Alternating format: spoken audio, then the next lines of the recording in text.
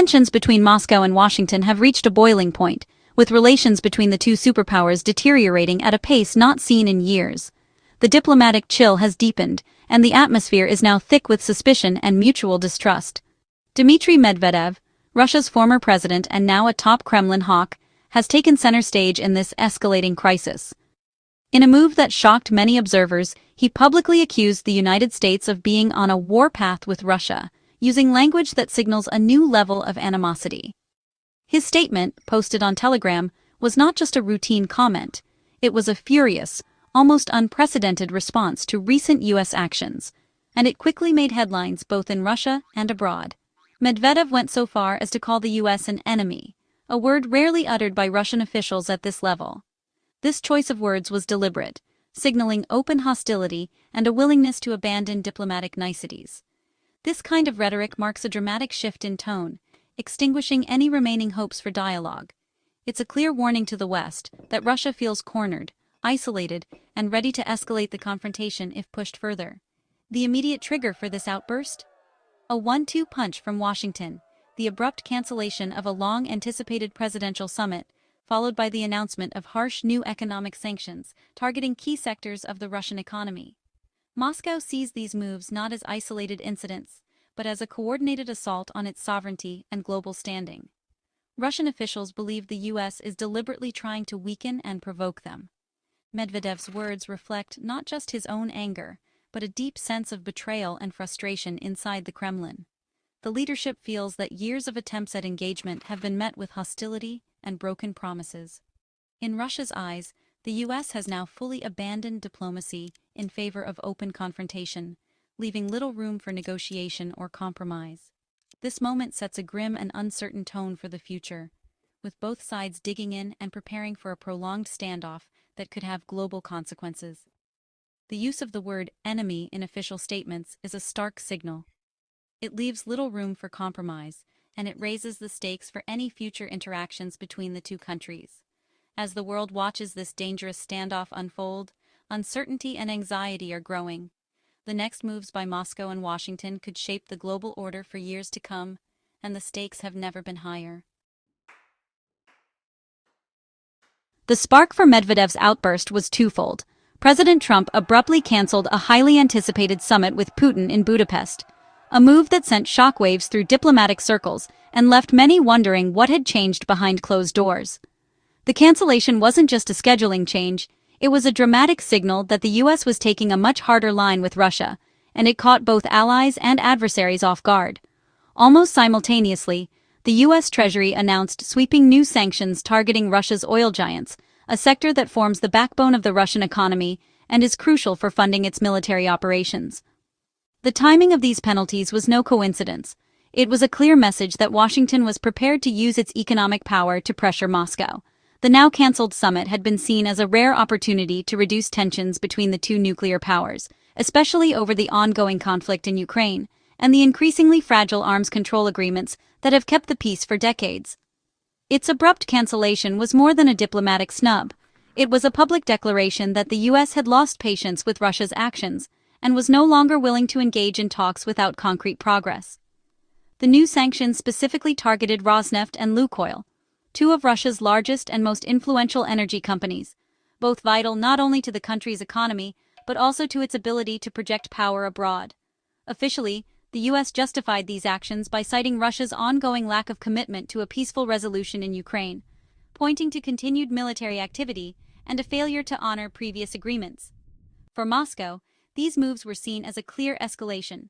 Washington was no longer even pretending to be a neutral broker, but was instead taking sides and raising the stakes. The fragile framework for engagement, painstakingly built over months of back-channel negotiations, seemed to collapse overnight, leaving both sides more isolated and suspicious than before. Diplomats on both sides had invested countless hours preparing for the summit, hoping it might open the door to renewed dialogue.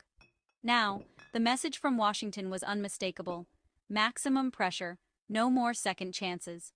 In Moscow, the abrupt shift was interpreted as a deliberate choice for confrontation, a sign that the U.S. was ready to escalate rather than compromise.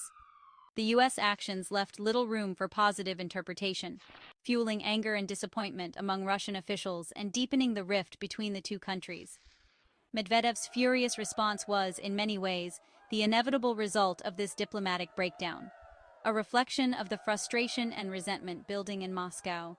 With trust shattered and both sides digging in, the stage was set for a new, more dangerous phase in U.S.-Russia relations, one marked by open hostility, economic warfare, and the real risk of further escalation.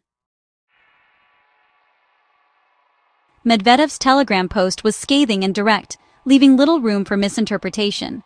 His words were not just a critique, but a deliberate escalation in rhetoric, designed to grab global attention and send a clear message to both allies and adversaries. He openly mocked former U.S. President Donald Trump, sarcastically labeling him a peacemaker.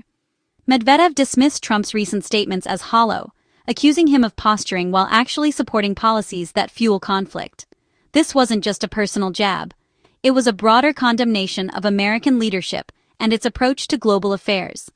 The most shocking line in his post was blunt and unmistakable. "The United States is our enemy." Such a declaration is rare, even in times of tension, and marks a significant shift in tone from Russian officials. In the world of diplomacy, calling another nation an enemy is a loaded term, one that signals a total breakdown in relations and a move away from dialogue or compromise. It's a word that carries the weight of history and the threat of future conflict. Medvedev didn't stop there. He lumped the United States together with what he called crazy Europe, painting the entire Western world as a hostile, united bloc determined to undermine Russia. This narrative is designed to foster a sense of siege mentality within Russia and justify aggressive policies. By framing the West as a single antagonistic force, Medvedev justifies Moscow's hardline stance and frames Russia as besieged and forced to defend itself. This rhetoric is not just for foreign consumption, it's meant to rally domestic support and prepare the Russian public for potential escalation. He hinted that, with diplomacy dead, Russia could escalate militarily in Ukraine. The implication is clear. If talks are off the table, then force becomes the primary tool. The message is unmistakable. If the West refuses to engage in dialogue, Russia will act without restraint or hesitation. This is a stark warning to Western leaders and a signal that the Kremlin is prepared to take drastic measures. This is more than just rhetoric.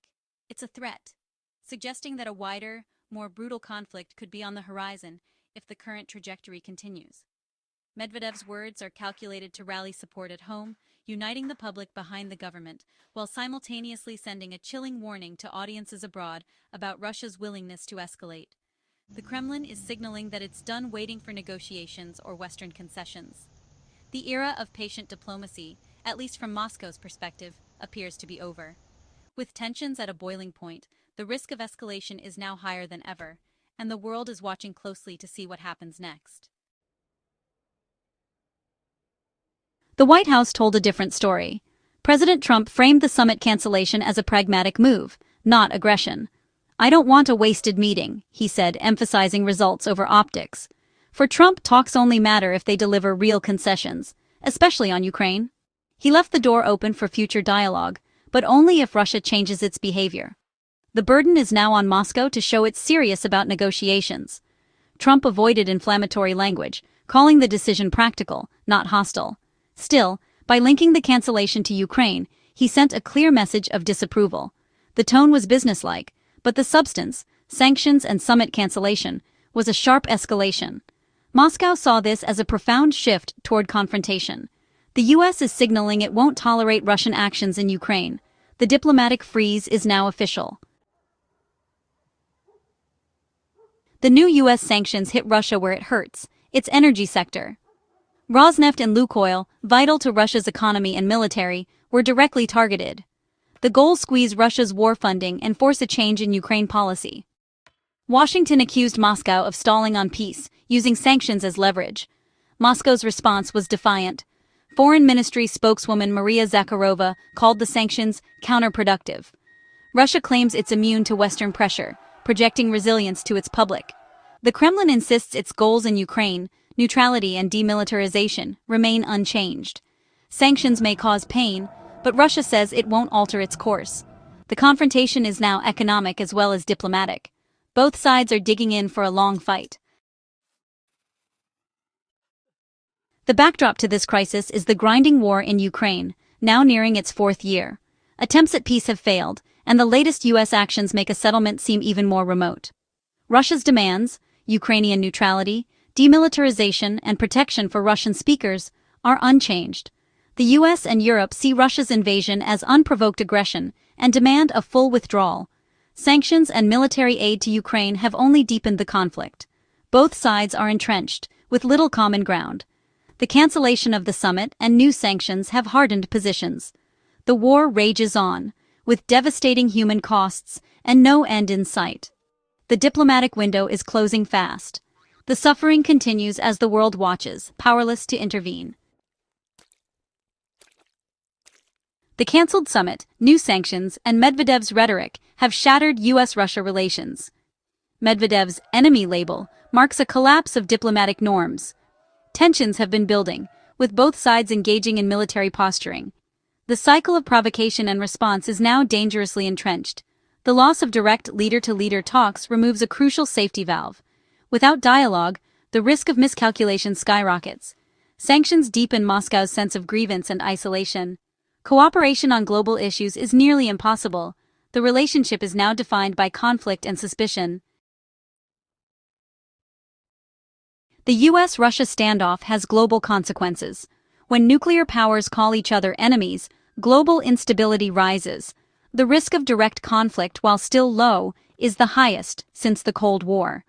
The UN Security Council is paralyzed, unable to address other crises. Economic fallout spreads, energy prices rise, markets tremble, and supply chains are disrupted. Ordinary people worldwide feel the impact in their wallets. Other nations are forced to pick sides, fueling new divisions. Neutral countries face pressure from both blocs. The world grows more fragmented and dangerous. When giants clash, everyone feels the shockwaves. The future of U.S.-Russia relations is fraught with danger.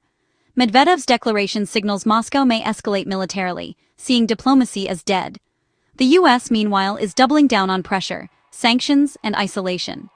If neither side backs down, a cycle of escalation, economic, military, even cyber looms. The space for compromise has vanished. Trust is shattered. Crisis management is now the priority, to prevent accidental war. The world is watching, hoping leaders can step back from the brink. The stakes have never been higher.